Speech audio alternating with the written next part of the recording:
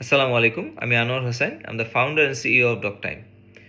আমাদের সুস্থ থাকার জন্য পানির গুরুত্ব অনেক, কিন্তু কতটুকু পানি আমাদের পান করা উচিত, আজ আমরা সেটা নিয়ে কথা বলবো এবং আপনাদের সাথে কিছু হেলথ টিপস শেয়ার করব কিভাবে আপনি নিজেকে হাইড্রেটেড রাখবেন।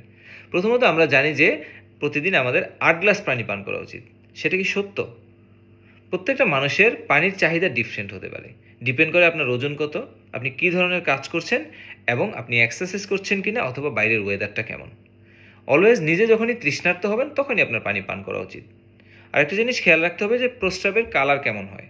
যদি এটা হালকা হলুদ হয় তাহলে ওকে, যদি এটা গাঢ় হলুদ হয় তখন আপনার আরও পানি পান করতে হবে।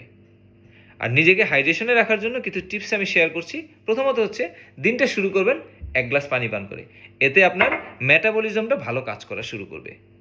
এবং সাথে একটা ওয়াটার বোতল ক্যারি করবেন, যেটা আপনি একটু পরপর একটু করে পানি পান করতে পারবেন। পাশাপাশি কিছু ফলমূল বা সবজি খাবেন যেগুলো পানি কন্টেন করে, যেমন হচ্ছে তরমুজ, শসা, অরেঞ্জ। সঠিকভাবে পানি পান করুন এবং সুস্থ থাকুন। আপনার হাইড্রেশনের টিপসটাও আমাদের সাথে কমেন্টে শেয়ার করুন এবং আরও স্বাস্থ্য সম্পর্কিত টিপসের জন্য আমাদেরকে ফলো করুন। Thank you.